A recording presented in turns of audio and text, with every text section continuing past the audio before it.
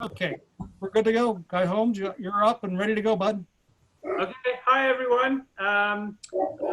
From now on, I won't be able to hear you, just so you know. So I'm just going to be speaking through this, and you guys are going to be listening. And I hope that whatever I talk about isn't too boring. I'll be able to see most of you, I think, on the side of the screen. Yep. And I already muted everybody, so they know that. Right. Okay. So today I'm going to talk a little bit about my big project that I'm working on at the moment, and I'm going to take you through the initial part of the process on that painting. And so part of it is going to be the work that I've been doing on Photoshop to put a digital composition together. And then how I basically create the construction of the composition, and how it's very important with something on this scale to really put in a very strong foundation. It's like, I compare it to building a skyscraper or something. When you're going to build an enormous building, you need to make sure your foundations are pretty good. And so this primarily is going to focus on that. And also I want to talk a little bit before I go into my screen share about how Andrew and I are kind of working through things during this lockdown. I think a lot of you are on Facebook, and if you're not, Andrew has been really successfully selling small studies of paintings that he posts once a week. And that was directly as a result of kind of trying to figure out what to do now that everything had kind of changed for us. And I kind of initially started doing that as well. I started doing a series of small oil paintings, all of which like sold almost immediately. And so, when it comes to, like, we hear a lot about artists who are struggling at the moment, and I think it's really important if things are going well for you during this time to really kind of share, how that's working out in order for other people to really kind of benefit from it. That's really important to me anyway. I mean, it's, that's why we do SKB, and it's a big part of the philosophy behind the organization. But then all of a sudden, I got a really out of the blue success with some sales. And the collector who bought a big bunch of paintings of mine also approached me to do a commission. And I mean, he's got a business that's doing really, really well at the moment. So I'm incredibly lucky and grateful. And so this commission that he wanted, he basically said, I've got this big wall. I really love all of the paintings that you're doing at the moment. Oh, I can hear somebody. I got it. Okay. I love all the paintings that you're doing at the moment. Basically, is there a painting that you want to paint at the moment that you want to put up on this wall? And so I said, well, yeah, I mean, that's what an incredible opportunity. And so I'm very, very fortunate. And I definitely don't want to kind of minimize that aspect of things. But one of the things that it really kind of put in my mind was how important it is during this time where we're all in lockdown. None of us are traveling as much as we normally do. A lot of people are kind of freaking out about the future. And I think personally, it's a super important time to really kind of work on something that when things start to ease off and things get going again, to be able to come out of this sort of darkness that we're all in at the moment with something big and spectacular, and something that really, says a lot about who I am as an artist. I think now really is very much the time to start doing that and thinking about that. So I'll be posting a lot on social media about this painting, and talking to you guys about it now is part of the beginning of that process. Obviously, you know, I'm still at the beginning stages of it. So what I'm going to talk about today is how far I've got. But if you want to follow on and see the rest of the painting develop, I'll be posting videos on my YouTube channel, which is called Guy Coombs, on Facebook and on Instagram. I'm Guy Coombs Artist on Instagram. So yeah, this is one that I want to document the entire process of. When I've got to the end of the painting and the filming of it, I am going to put together a movie, which will be very, very in detail about how I do this painting. And I also want to put together a series of workshops, which people will be able to subscribe to. And oh, Siri, stop playing. Hey Siri, stop playing. She was sorry about that. That was good. I can't mute you. I mean, I'm sorry, but yeah, no, I've just unplugged my speaker. Yeah, technology, hey. I was actually thinking, should I have some music in the background? But it's just as well I'm not, because that was a bit loud.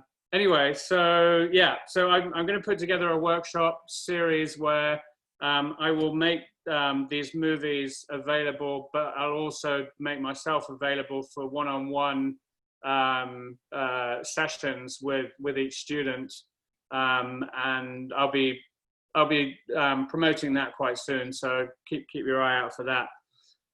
So yeah, to talk about the painting. So what I'm going to do is I'm going to pretty much share my screen for the rest of this session. What you're going to see is my computer screen. Is that all working for everybody? Everybody nod if that works for you. Yeah, that's there. Cool. That's good. All right, so for some of this, I'm going to play some video that was basically recorded as a screen capture. So you'll see a mouse cursor moving around, but you also might see my cursor moving around here. So just to avoid any confusion, you might see two moving at the same time.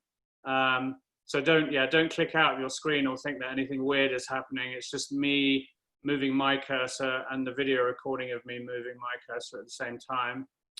So this painting was inspired by one particular moment that happened to me when I was in Kenya. It's basically one of my favorite places on Soisambu is called the Birthday Spot. And it's a place down by Lake Elementaita on Soisambu. And it's a perfect place to go in the evening to have a sundowner, which is what we basically do instead of like going to a bar. I don't know why that's not opening. There we go, quick look. There we go. Because we don't have bars in Kenya, so what else do? You put all your drinks in a cooler and you jump in the car and you drive to a beautiful spot and have a drink and watch the sunset. So this is the Birthday Spot. That's me with my friend Juliet, who is a best-selling author. She's just brought a book out, which is history of the Delamere family. And well worth a read. It's an incredibly fascinating history about a very eccentric family who at one point owned the land where this is. They still live there, but the Soisambu is now owned by a trust. But a lot of people think the Delamere still own this land, and et cetera, et cetera. This hill in the background here is called the Sleeping Warrior.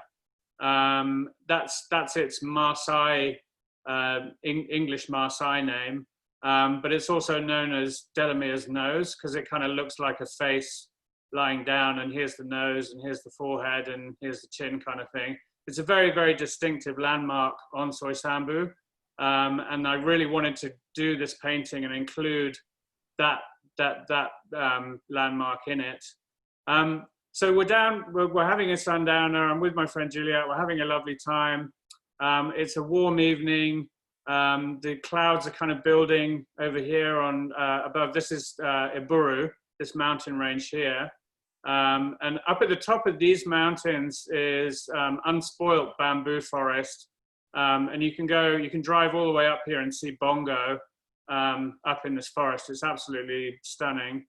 And then down here in the valley, you have these, the Rift Valley lakes, and this is Lake Elementaita. And at Lake Elementaita, we have flamingos and pelicans and all kinds of other shorebirds. We also have a lot of wildlife. So we're sitting here, we're having this sundowner. And then the next thing we see is, hang on.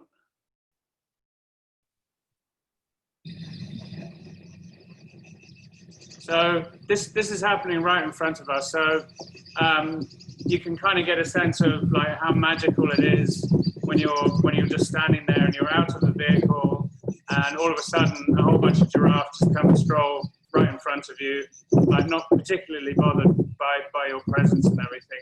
And it was a really, really magical moment. And I remember thinking at that moment, like, I have to paint this.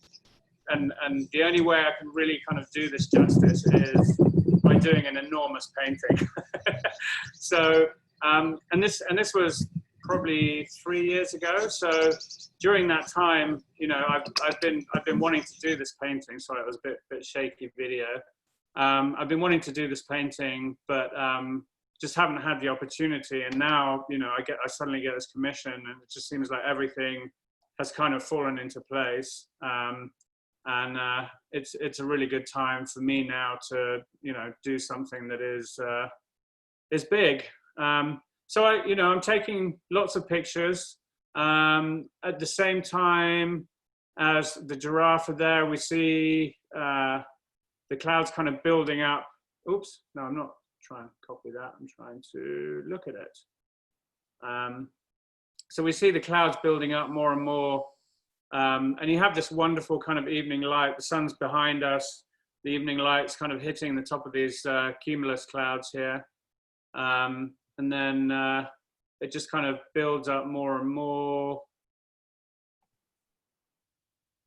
You can see, like, we've had a few drinks by now. But these clouds really build up fast. And already you can see, you know, it's about to, you know, there's about to be a big kind of rainfall over Iburu. And then finally, this is one of several images that I kind of took of that big storm kind of starting. There was lightning in it and all kinds of, you know, it's just amazing kind of release of energy. And so that's really kind of that, and the giraffe walking past and everything. I wanted to somehow bring all of that together in this painting, and I wanted the title to be Thunder over Iburu. So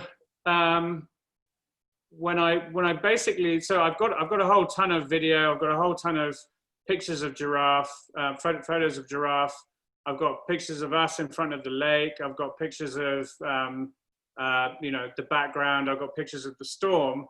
And this is what I do when I'm thinking, when I see something that I know I'm going to paint, is I just have a whole ton of images, even if I know that no particular individual image is going to be appropriate for the painting. I know that what I can gather together from where I'm standing is going to be.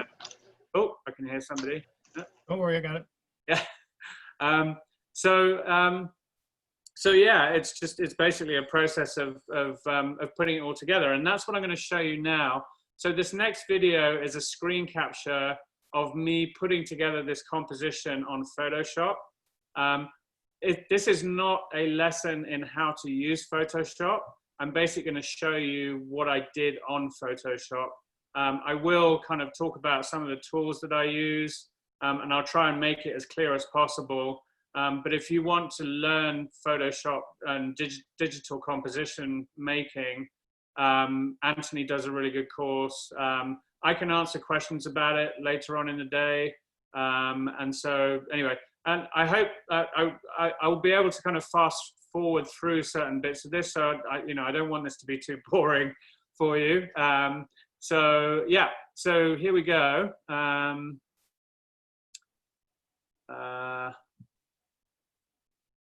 I'm just gonna expand that. And so now you can see these two cursors. So this is a recording of the session. So I'm going through all my reference. We can skip this part because, so then what I do is I open Photoshop, and I've opened Photoshop with all the images that I want to use. And so now I'm just going to expand the screen mode so that I now have a workspace to work with. So so I'm bringing up the first image that I want to use. This is like my master image. And so it's the first image that I took of the storm kind of breaking. And I've got a series of images that I'll kind of mesh together in order to make the final background. So what I first need to do is expand the size of my canvas. So that you do in canvas size. So I now have this big blank space here to work with. And I can use the following images to paste into that space. So I'm selecting that, I'm copying it. I'm going back to my master image, and then I'm going to paste that in.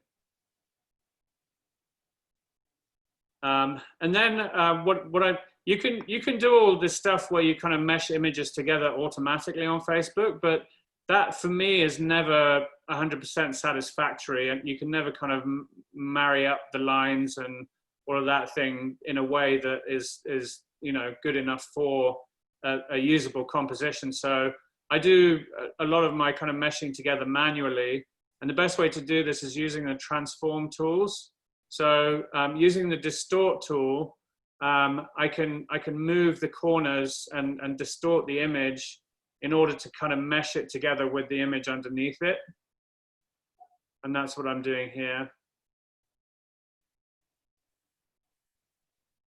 So what I'm doing with this image is I'm adding another, few inches onto the right-hand side, and I'm gradually kind of widening this skyscape that I'm creating. So I can just jump a little bit further forward.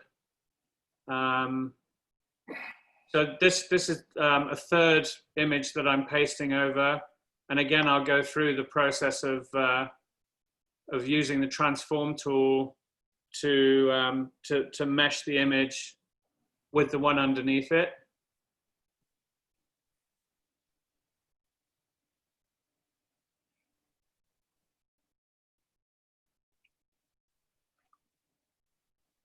So when I'm happy with all of those three images kind of meshed together in the background, I'm just going to crop what I've done so that I get rid of all of these sort of bits at the top and the bits at the bottom as well.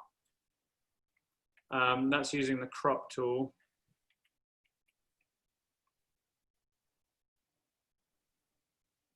And what I end up with is my final sky. What is going to be the sky that I want to paint in my painting.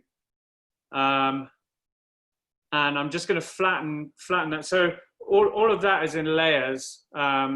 So what I do by flattening that image is it makes it into one layer, basically. And I'm going to change the size and the resolution of that sky to 66 inches at 300 resolution.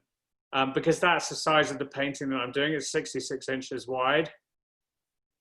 And eventually, this image that I'm putting together is going to be my roadmap for the painting. So you can see that makes it quite big. I'm just going to smush it back into the window. So it's not the height that I want it. The height of the painting is 42 inches. Oh, wait, sorry, I'm skipping ahead. So the next thing I do once I've got this sky all sorted out, I'm using a filter, a camera raw filter, in order to get the lighting and everything right. So the first thing I'm doing is I'm lightening the shadows. And you can see in the bottom here, the shadows have all become much lighter. I'm bringing the exposure down. And the next thing I do is I want to, because a lot of these whites in the clouds here are a bit blown out. So I'm just bringing down the whites and the highlights in these kind of blown out cloud areas. And you can already see the color in this cloud is becoming much deeper, which is really nice. So I'm just fiddling around with those a little bit.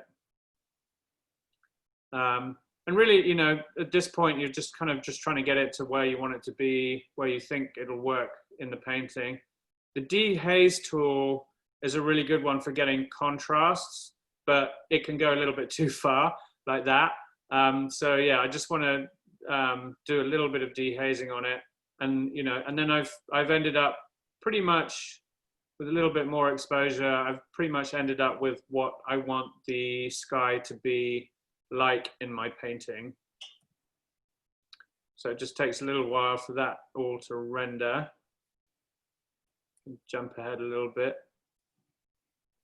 So what I've done now is I've expanded the canvas size. You see this kind of area in the bottom, and I'm opening another image.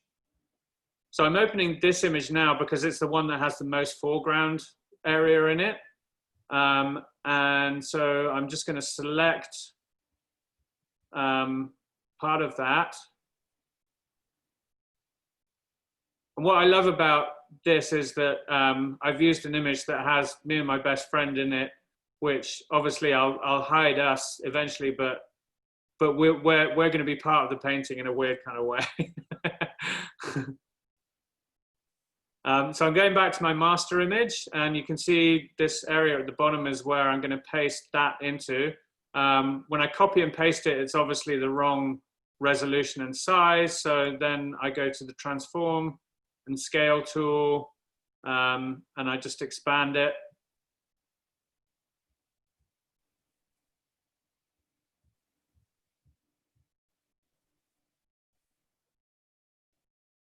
And then I'm just going to kind of move it into position.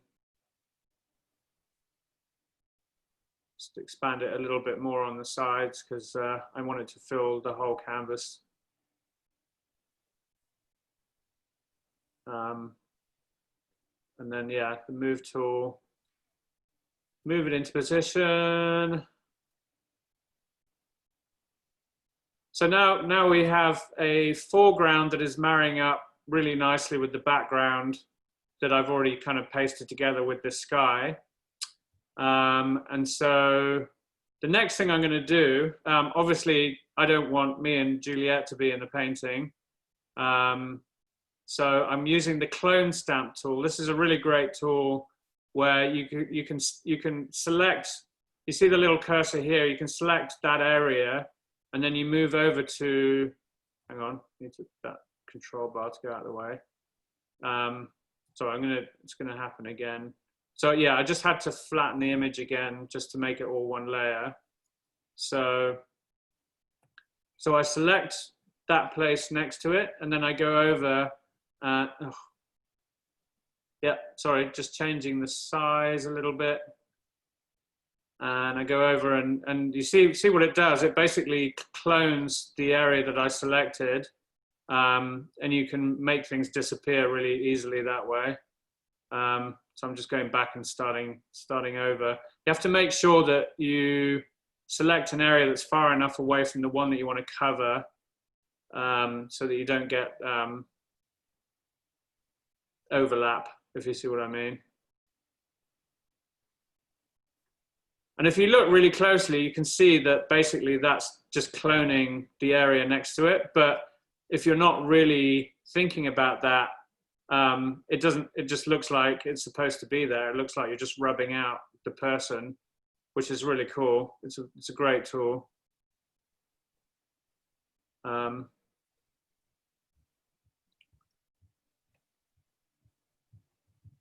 So just need to select it again and rub out Juliet. We're still there in the painting, just in spirit only.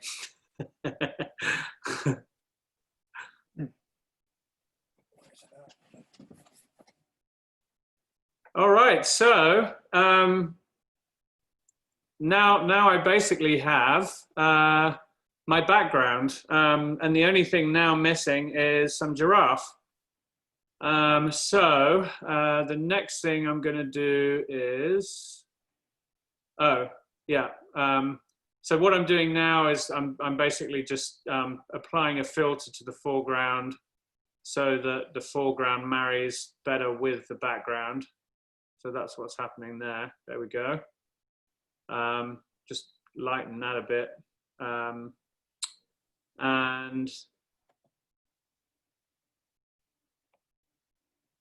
so the next thing I'm going to do is I'm going to go to my giraffe images, and I'm going to pick out which giraffes I want to use in this background. And my main giraffe I've decided is going to be this big bull.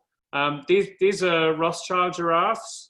They are, of the 3 subspecies that we have in Kenya, they're the largest and the rarest. There are only around 800 left in the wild, and we have about 130 at Soisambu. So we've got a big chunk of the world's population of these giraffes. So it's another reason why this painting is special. So what I'm doing here is I've zoomed in on the giraffe, and I'm using the lasso tool. And the way you do that, you start at a particular point, and then you move up to the next point, and you click, and it anchors. And then you go to the next point, and you click, and it anchors, and you just kind of go all the way around. And it's time consuming and laborious. So I'll fast forward through that. And then eventually, once you've selected all the way around the giraffe, which we're getting to, when you get to that point where you started, a little 0 appears, and you just tap again, and you now have a selection. And then you can copy that. You go back to your master image, and you paste it in.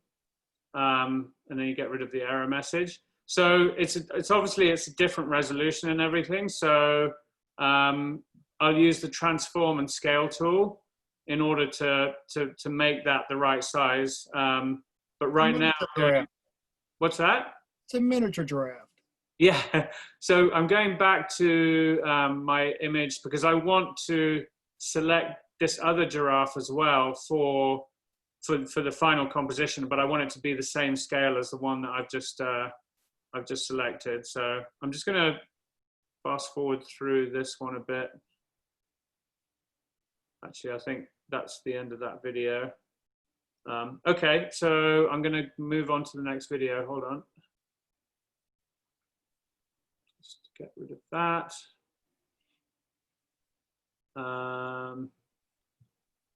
And I think I missed out a bit of a chunk in the middle. So when I played this video,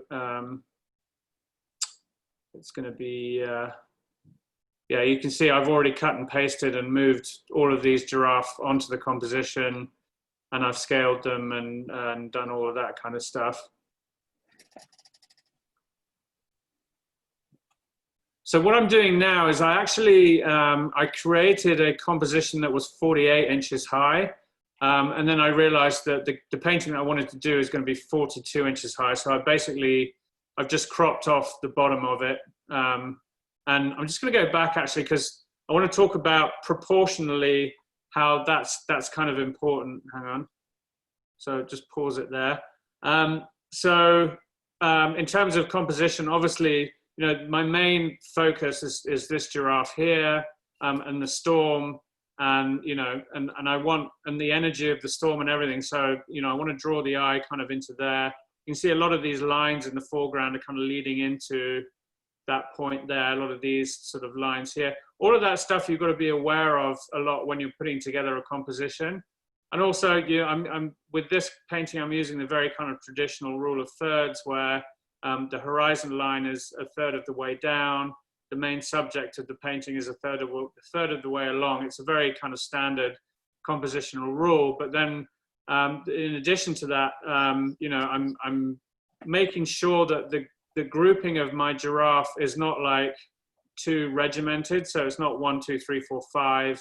I'm spacing them in a slightly kind of randomized way in order for that to look natural.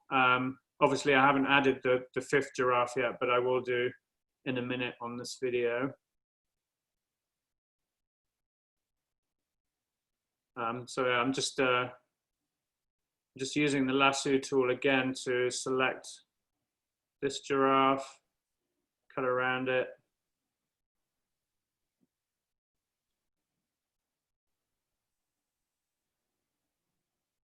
And then copy and paste.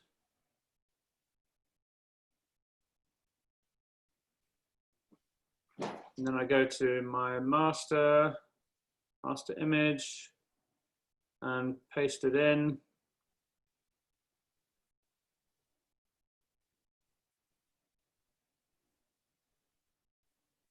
So yeah, this shows you how I just kind of rescale them once they're pasted, and then use the move tool to kind of move it into a position where I want it to be.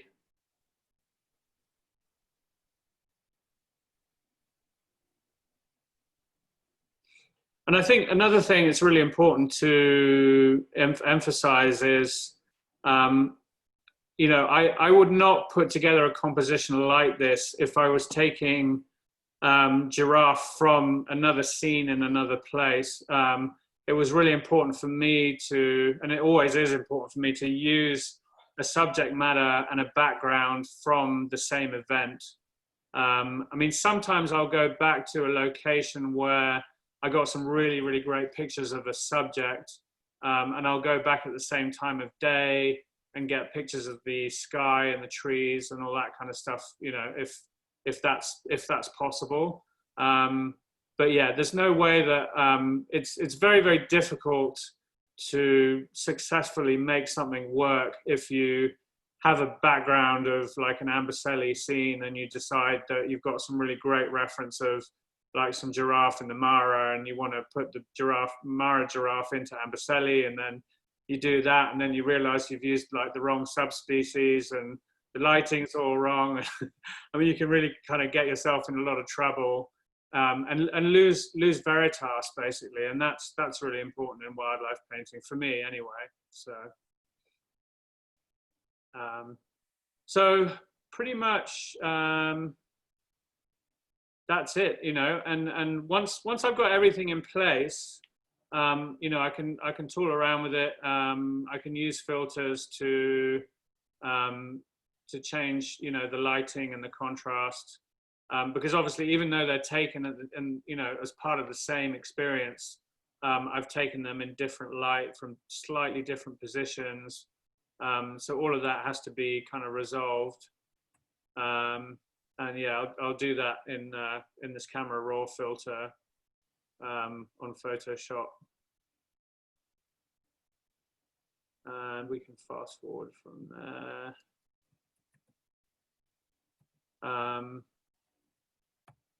And then I just, yeah, I save it onto my desktop and it's all done. So that's pretty much the whole process of me putting together a composition. I actually did that probably 5 times before I actually did this video recording. So a lot of people think that, you know, when you work with Photoshop and you put together a composition on it, that it's, you know, it's just like, you know, oh, I'll just cut and paste this and put it here. And then it's actually, in order to get it really, really right and working well, it's good, and as far as I'm concerned, it's good to go through the process a number of times in order to really absolutely make sure that what you're getting at the end is an image that has veritas and works. So I'll just close this video and go on to the next, which is how I this potentially is quite a this could be a boring segment, so I'll try and kind of skip through it as much as I can. but interestingly, this and putting together the compositions is something that I get asked about the most when I do workshops. And so the next part of the process is how I grid my composition and how I transfer that to a canvas. And that's the thing. One of the things that people ask me about the most when I'm doing these workshops. So, sorry, I can clear my throat. I'm just going to open up that composition image that I saved. Open it up in Photoshop again. It's a big image, so it takes a while for it to open up. And then I'm going to go back to full screen mode. And yeah, full screen mode with the menu bar. Because what I want to do at this point is I want to lay a grid down onto this image, and then I want to do screen captures of it. So I go into show grid, and a grid appears. And because I've saved this at 66, basically what I'm getting is grid lines at every inch. And if you go into, hang on, I need to pause, go back. So, wait a sec. So when you go into preferences and you go down to guides, grids, and slices, this is where you get all of the options that you want for that grid. So you can change the color of it within this framework here. And very often what I do is when I'm saving reference, I have a number of different reference images. So I'll have a reference image with a darker grid, then I'll have another reference image with a lighter grid, because this can be very distracting. All of this, you know, obviously is taking away a lot from the background. So now, hang on, I need to pause again. Just go back a little bit.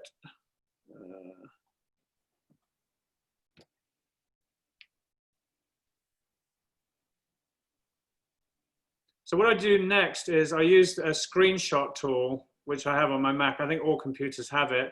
And you select the area and click capture, and you get a capture, which then saves onto your desktop. So now I'm doing another one with a lighter grid.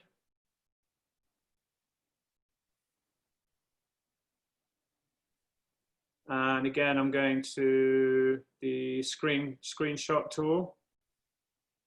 And I just click capture, and that's saving onto my desktop.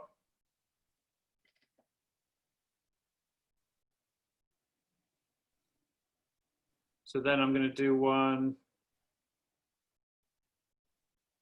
with a mid-tone colored grid, and again do the same thing, capture that to my desktop. And then the next thing I do is, obviously, you know, I want to get detail on the different sections of the painting. So I'm just going to expand it in the window, or I've expanded it in the window. And what I'm going to do now is I'm going to do screen captures of all the 4 quarters of the reference image. So I've blown it up to an area where, with the screen capture tool, hold on. So obviously a quarter of 66 by 42 is 33 by 21. So I'm using the rulers at the top up here to measure 33 at the top by 21 down here. I'm using this ruler here. So that is a quarter of the composition, and I'm capturing that and saving it. And then I'll go on to the right upper quarter and do the same thing. And then the left lower quarter and the left right quarter, and do the same thing with those.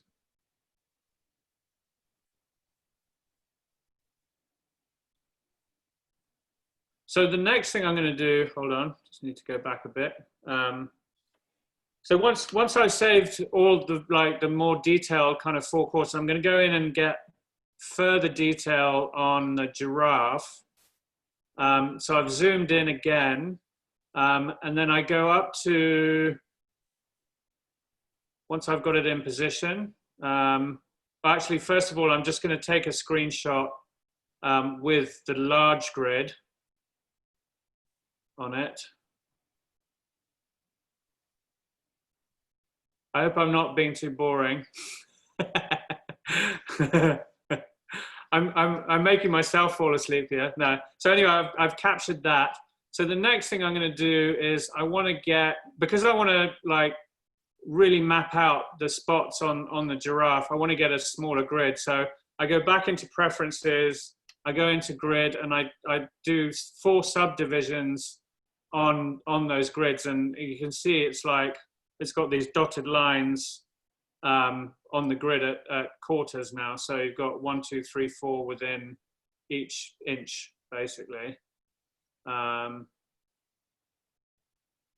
this is, yeah, I mean, this is where it all gets a little bit hard to kind of explain and for people to understand. But basically what I'm doing is I'm zooming, I'm expanding that area, and I'm making a more subdivided grid on it in order for me to have a better idea of get a better roadmap for the giraffe. And I'll do that with each of these giraffe. Subdivide the grid, capture it, go back in, preferences, guides grid, subdivide it, and then go to screen capture.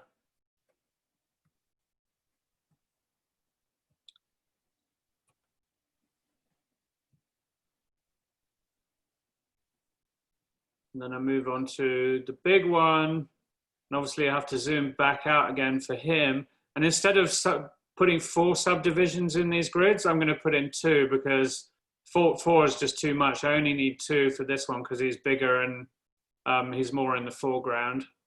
So again, I'm going back to, hang on. So I get a screenshot with the 1-inch grid, and then I go into preferences and go to 2 subdivisions on that, and then go back to screenshot again and capture. So yeah, that's pretty much it. And again, with this giraffe, and basically what I end up with, hold on, I'm gonna stop this video now.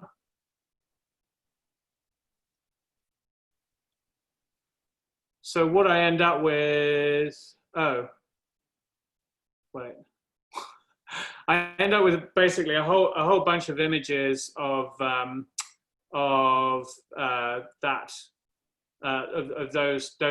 gridded images. So I'm just gonna,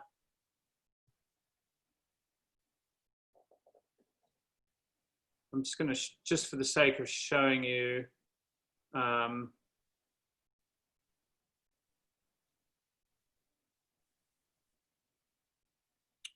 oh, wrong video, sorry. Bear with me, folks, bear with me.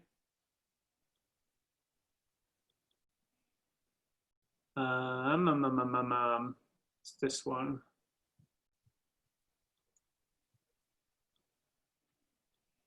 So now you can see on my desktop here, if all your Zoom things, your Zoom people might be in front of it, or I might be in front of it, but here you can see where I've saved all of those images onto my desktop.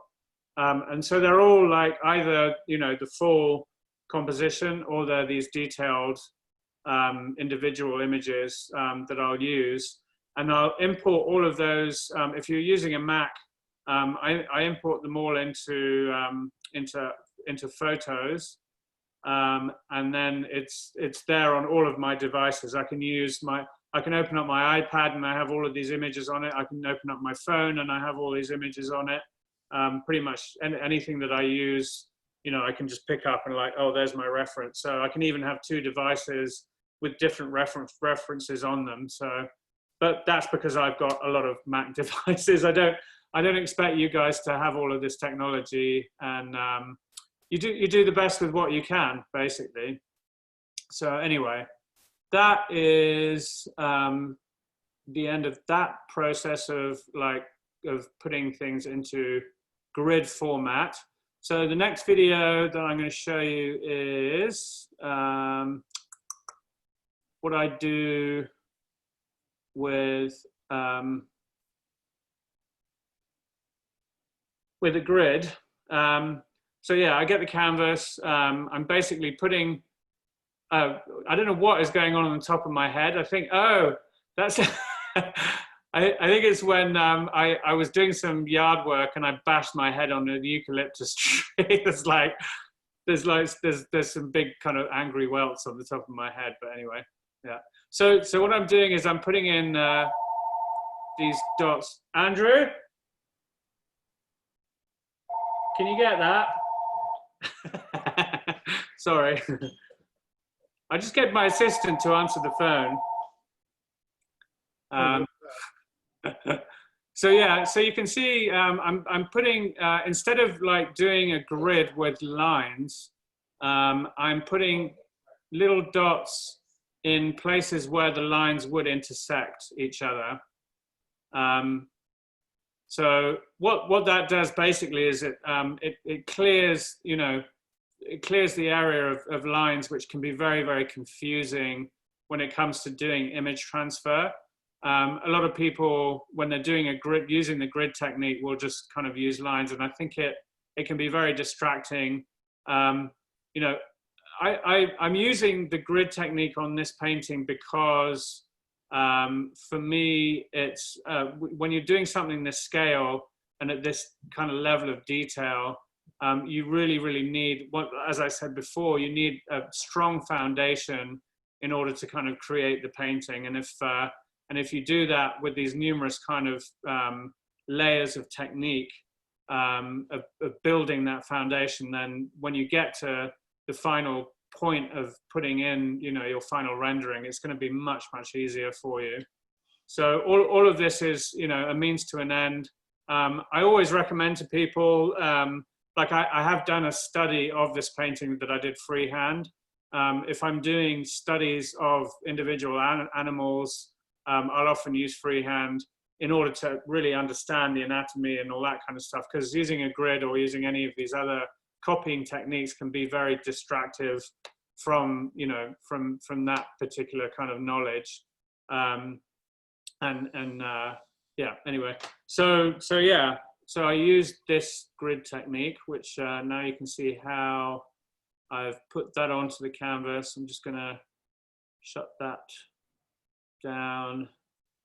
And oh, I skipped something. I'm just going to show you this video very quickly. It's a very short video of how I stretch a canvas, because a lot of people ask me about that too.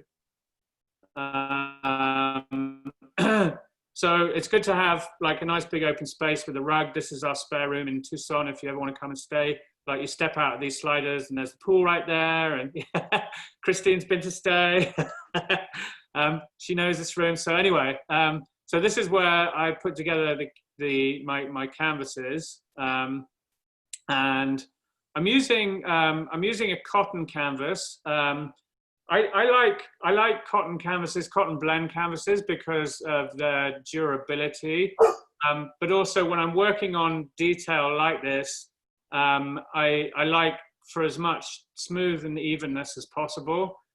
It is really nice to use archival linen, but the problems with linen is it doesn't have quite the same stretchiness to it, and cotton has that, and also has the same kind of durability and archival durability to it. So I kind of prefer it over linen. When I'm doing smaller paintings, I do think about maybe using. I've used linen for like smaller paintings and sketches and studies. It's also incredibly expensive as well. So for a big detail painting like this, I'd prefer to use cotton. So yeah. Oh, and when you're using it, when it comes to using a stretcher bar, the rule is, like, if the dimensions of your stretcher bar are over 36 inches on any length, then you need to put in a cross brace. So you want to do that. If you don't have a cross brace on something that's 66 inches, when you stretch the canvas, this central part of your bars will bow inwards, and you don't want that to happen. So yeah, I just anchor it with a staple gun at the middles, and then I work my way out from the middle to the edge with the staple gun, stretching it, and a stretching tool as well. So I've sped this up because otherwise it'd be incredibly boring. And there you are, it's done. That's how easy it is to stretch your own canvas. It takes a bit longer than that, but yes, anyway. And I always recommend it. I think it's the ones you buy in the store, you know, you can get a good canvas in the store, but very often they're not stretched tight enough. And you get like puckering and all kinds of stuff, which I don't like at all. So the next thing we're going to do is we're going to put it on the easel, and I'm going to talk a little bit about my easel.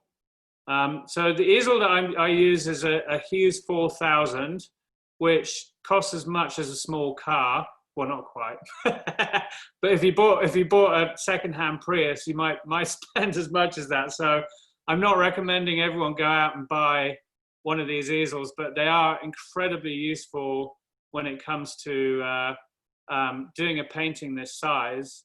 And if you're a professional artist, you know, these kind of expenses, I think, are incredibly important.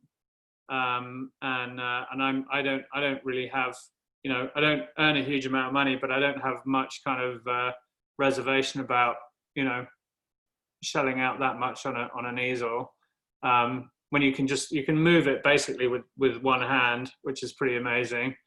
And then I have all my other kind of accoutrement that I attach to it. So this is an iPad mount. I use an iPad Pro for my reference.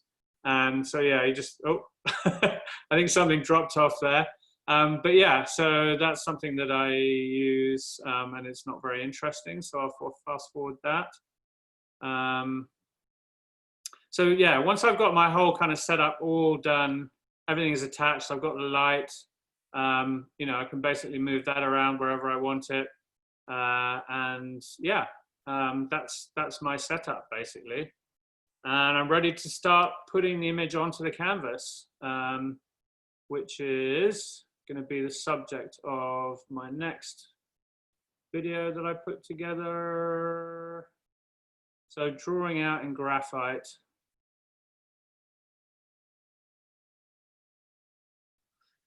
So you can see how you have, like, these dots basically make up a square. So this would be the square of the grid. So when you look at the reference, when I'm looking at the reference and I'm looking at these clouds, I'm just drawing lines where those lines in the cloud would intersect. And basically what you end up with is a bunch of, you know, just squiggly lines that don't seem to mean anything to begin with. But when you stand back and look at it at the end, you can see how these lines are describing, you know, the shape of the clouds basically. And again, I kind of go back to that, you know, having that roadmap when you're working on a large painting, you know, having a strong, accurate roadmap of where your marks are is really important. So you can see now I'm subdividing this grid because I'm going to put in one of my giraffe, and this is the big giraffe that I'm drawing in now. And if you remember, when I was putting those grids together on Photoshop, I went into that. I used that subdivide tool. So now I'm looking at the reference image of that specific giraffe with that subdivided grid, so that I can get that accuracy on it. And it really it makes everything so much easier.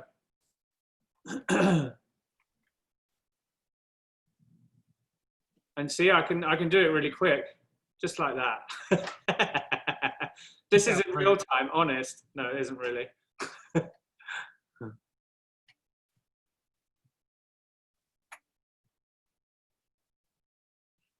So anyway, that's that, and that's what you end up with pretty much. And so even though, you know, I now have my image on the canvas, and I have my roadmap and everything, for me, it's still not quite bold enough, because what I'm going to do when I start applying paint onto this canvas is I'm going to be putting on a number of glazes and sort of scumbles and all the rest of it. So I really want these underneath marks to be quite dark. So the next stage that I am doing for this particular composition is to paint, drawing out in paint the same thing that I did with pencil. So I'm just using some burnt umber and a little bit of liquid. This is the only real part of the painting process where I use liquid, is at the beginning when I'm drawing onto the canvas. I'm drawing my lines onto the canvas, and when I'm doing my washes, because when you're putting paint onto white canvas, it's quite hard to work it in. And if you can dilute it at this point, then it's good to use liquid. But it's a pretty toxic and also expensive medium to use. So I only use it for these particular stages of the painting. And then the brush that I'm going to use is I use a Master's Touch round signing brush, which is like a fake hog's hair. And when I'm loading the brush, I want the bristles to be completely saturated in the paint, and loaded up. I load up in a kind of crisscross motion, so any excess paint is kind of off the brush, but the brush is saturated at the same time. And then I just start going over those pencil lines that I did. I can fast forward this bit because it's boring.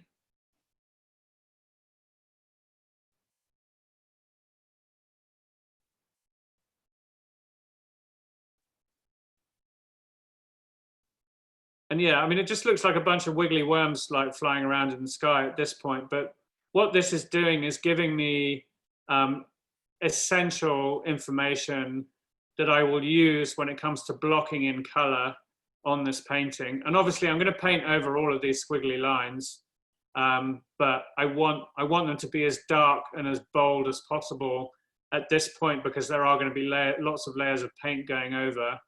And I want to have that roadmap and guide to when I'm actually doing those final rendering stages. I'm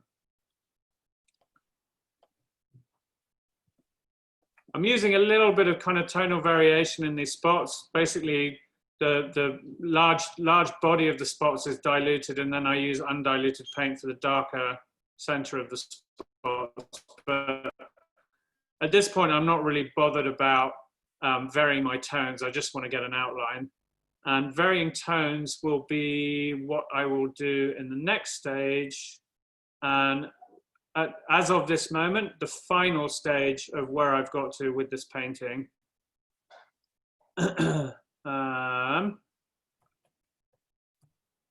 Oh, looks like a little cat turd. That's burnt sienna. So burnt sienna is a color that I will use very much predominantly in my background washes on my paintings. It's basically made up of one of the main components of burnt sienna is iron oxide, which is what you find in a lot of the soil in Africa, a lot of the soil here in Arizona as well. It just makes a really, really nice, and even like I'll even use it as a background underpainting for sky, because when I'm putting like blues and purples over this color, it just kind of, it unifies them all there's a little bit of a glow that comes through the paint that unifies everything, and that's really important to me. And I'm just using a mixing brush for this, but then I'll go on and use a large hogshair flat in order to work all of that paint into the white canvas.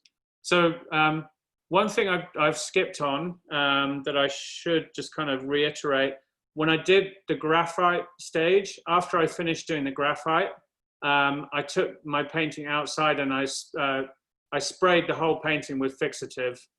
That's really, really important that you do that before you apply any paint, because paint and liquid will lift any graphite that you have on the canvas off. So you want to spray everything with fixative before you do any of these next stages.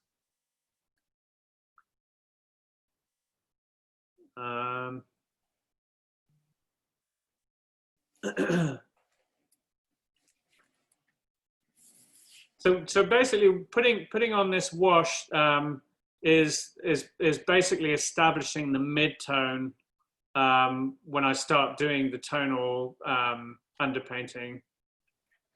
And so I'm pretty much just covering all of, like at the moment I'm just working on the sky, so I'm covering as much of that as possible, and I'm leaving out the places where the cloud is sort of brilliant white. So I'm just kind of leaving those unpainted at this stage.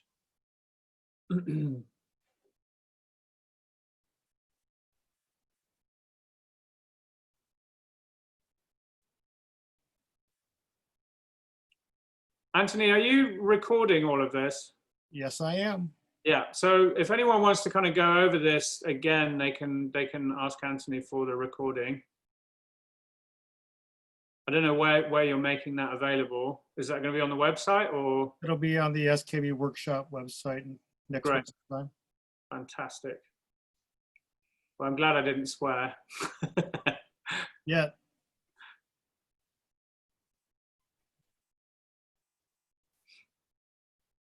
So then I get a paper towel and I just even it all out, basically. For my midtones, that's all I really need to do. I'll kind of fast forward this. Oh, somebody barked. Is that yours? Yep.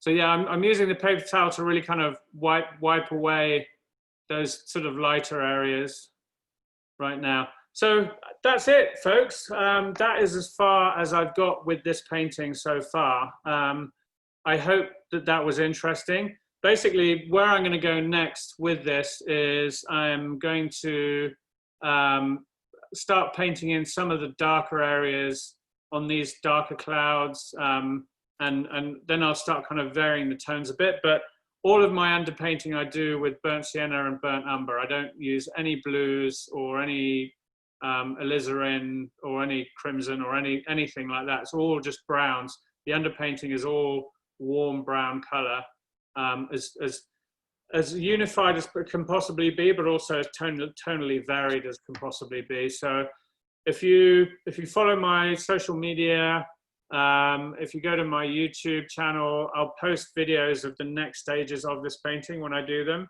And so hopefully you'll be able to kind of follow along with the whole process. And then once I've filmed and documented the entire process, all of this is going to be put into like a feature video.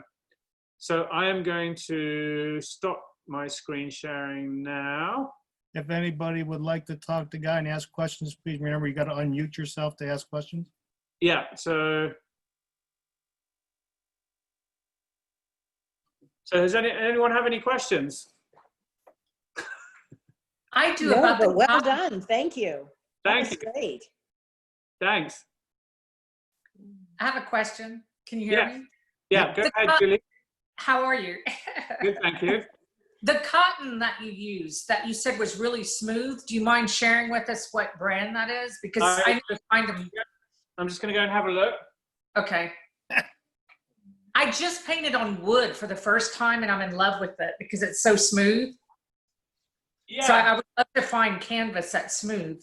yeah. It really depends on like how you want to work the paint and everything. Oh, I don't have the label in it. I picked Okay. up at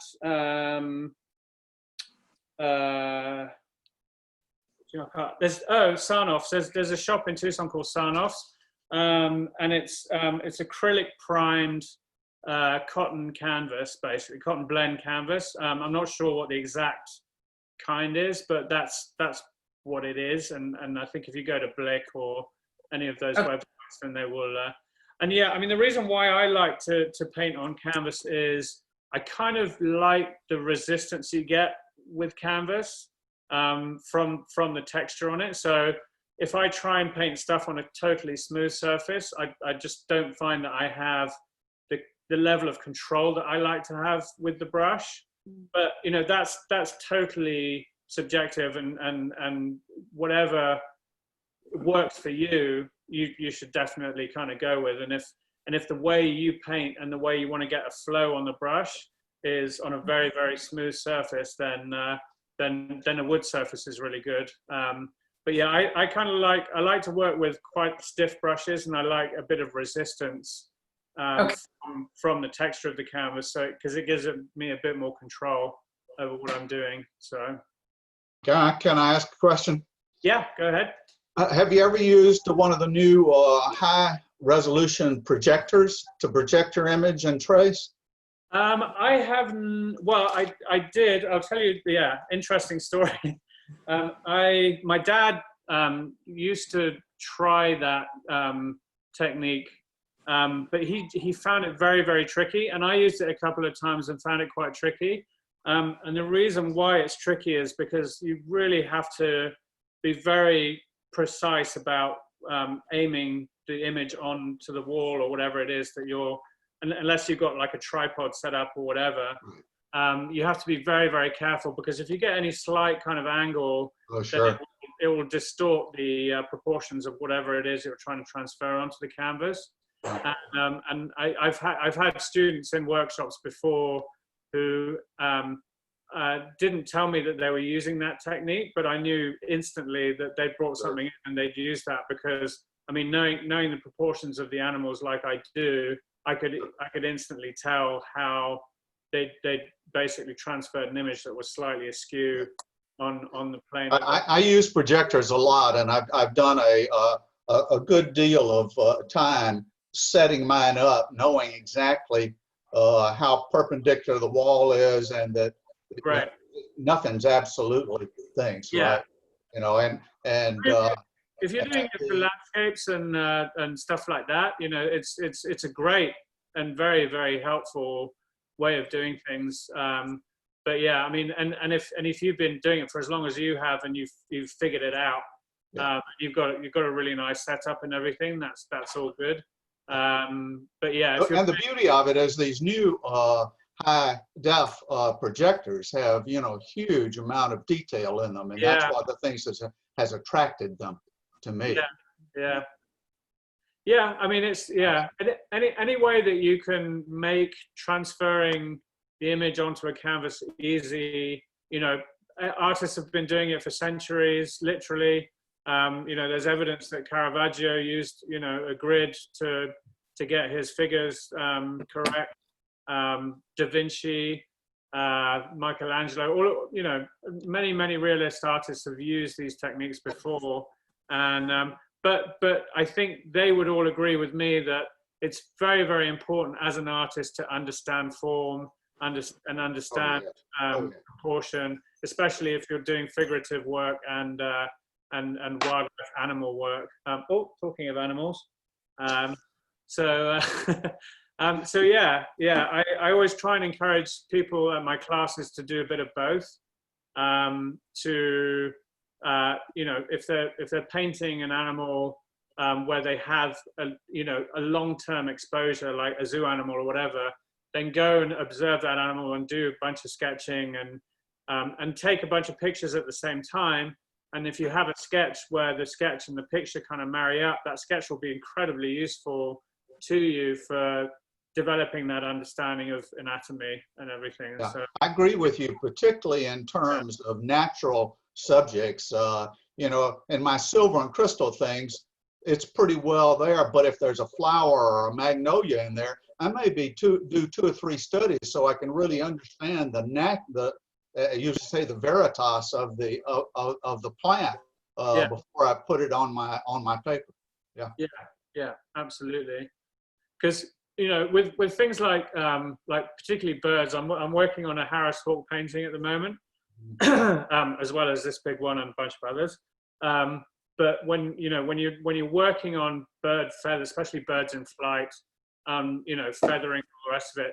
I mean, there's got to be maybe 2 or 3 people on this planet that out of their heads can like look at that and recreate that on, you know. Right. And even then, you know, they'll get it slightly wrong. It's just that their knowledge of birds enables them to have that kind of, that pre-programmed, like this goes here, that goes there, and everything else. But other than that, you know, you really need to, if you want to get true accuracy, you need help. And if you don't use help and you get it wrong, then some expert's going to come along and go, that's not right. So, yep. Anybody else? Question. Yeah. I do. All right. So, you have a big show coming up at the museum. Oh yeah. And thank you. yes. and so you're creating all this work for that. I think you said like 40 pieces or something like that. Uh-huh. And then you have this 6 foot by 4-ish, 3-ish, 4-ish foot painting. How do you, when the collector was like, hey, I'd like this painting, and you're saying, all right, I'm going to do this painting, do you give them a timeline for how long it'll take you to do the big painting? And how long does it like take you to do it? And how do you balance that? Okay, I mean, this isn't like a detail, tell me the details of your time management, but when you're scoping out, okay, I've got this big show that is a commitment, I'm going to crank out these pieces, but take the time. But this collector probably wants an estimate and doesn't want to wait till my 2021 show's over. Yeah. Yeah, I mean, I have fairly good experience of doing commissions, enough to be able to, you know, with some confidence say that giving a timeline on a commission is suicide. It's just like it's like you know, torpedoing the potential for that to be a painting that you want it to be, which is really, really important with commissions. And I make that very, very clear when I take on a commission, that it's going to be a painting that I want to do. It's not like a vision of what you want. Like it's, you know, you can't say to me, oh, I want a bit of this and I want a bit of that. And so, yeah, I mean, you know, and for that reason, I say to people that it'll be done when it's done. It'll be prioritized over everything else that I'm doing. And in terms of what I'm doing with this show, it's going to be a part of the show. So you're going to loan the painting to me for the duration of the show, and you're going to be very proud that your big painting is going to be part of this fantastic show. That's brilliant. Guy, could I add to that? I do a lot of commission work, and I have 3 basic criteria. My first criteria is something I really want to paint. Yeah. Number 2 is there are no deadlines. And then my third criteria is that I'll actually make more money from that commission than I would have if I just painted that painting and put it in a gallery. Right. Yeah.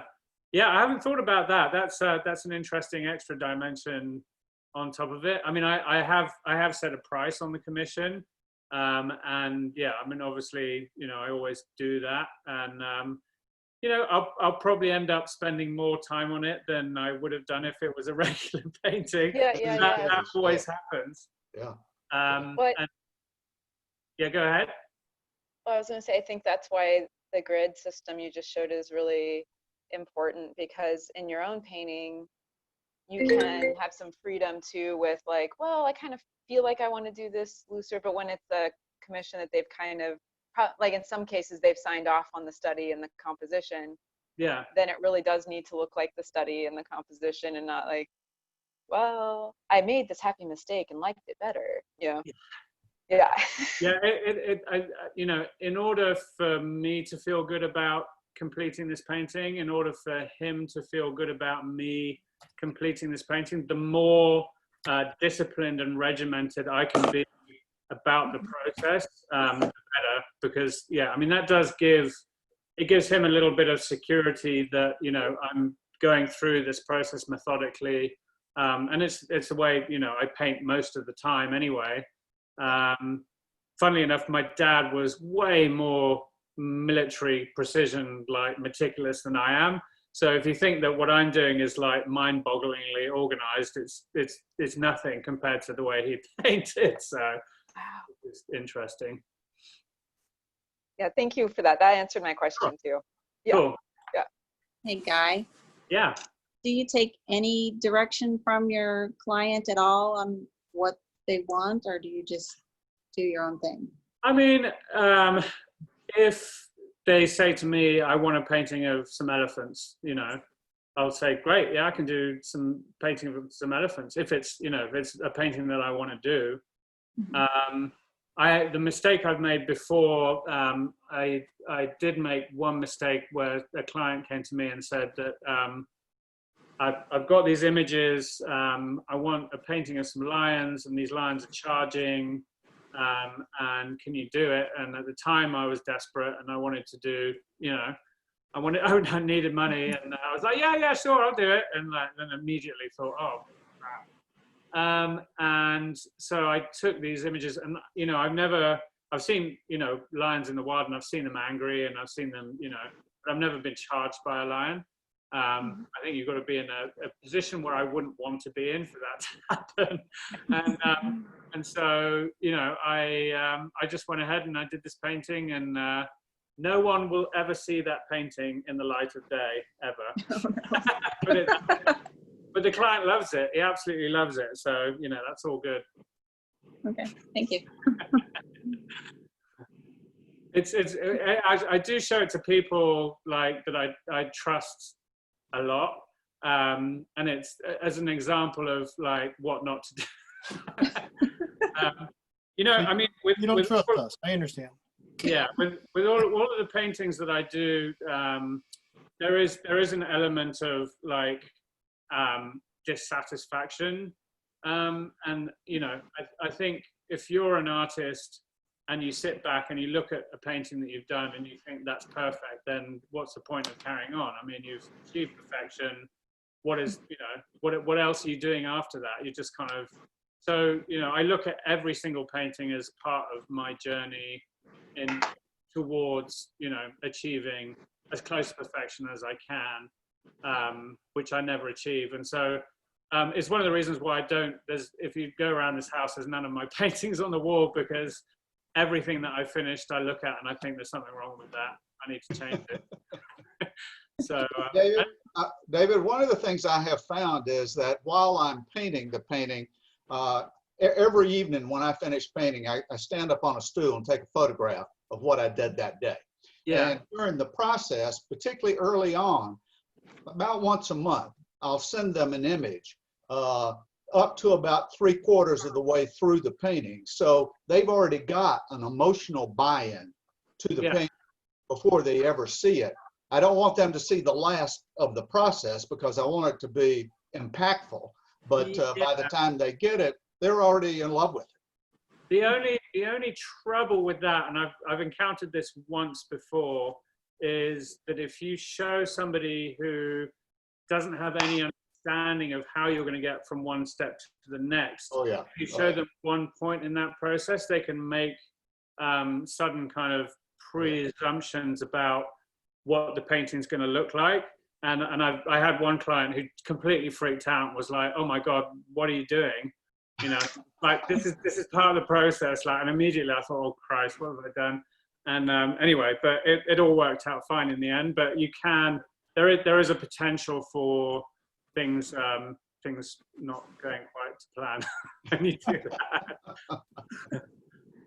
but no, I think it is, and that's, you know, that's one of the big reasons why Andrew and I both do expose as much of our process on social media as we can, and why I'm doing this, and why, you know, it's because the more people can buy into the process and the progress of a painting, the more likely you are to kind of get people who want to invest, you know, and become collectors and follow your work and do all this kind of stuff. I mean, that definitely works. It's just, yeah, with a commission, I'd be a little bit nervous about that. But if it's somebody who has an expectation of what the painting is going to look like, then yeah. But yeah, just posting process of stuff, totally 100%. Like I've made some major sales just from that alone, just from people becoming part of the process. And that's also why Andrew and I both have done really well. It's why I managed to raise over $100,000 for conservation, was doing these quick draws where, you know, people are invested in the cause, and watching, you know, somebody who is also invested in the cause do something that they're passionate about that represents the cause, but also, you know, just the process of watching an artwork develop in front of their eyes, you know, is really exciting to them, and they're like, oh yes, I want to bid. And so yeah, that's really worked out well for us, for sure. Yeah. All right. Well, guys, that was very, very cool. Okay. Well, Enjoyable. I liked it. thank you. Oh, thank you. That Excellent. was good. Guy, thank you very much. My pleasure. Thank you. Thank you. As we said before, don't forget, we got the SKB Zoom live workshop. You want to join us to that? That's on the website. You can register to get into that too. We're up and live and taking registration, so it's going to be fun. Yeah. Good, you done it. Okay. Yay. Take care, guys. Bye, Christine. Thanks, guys. Bye-bye. Bye, guys. Bye. Bye. Bye.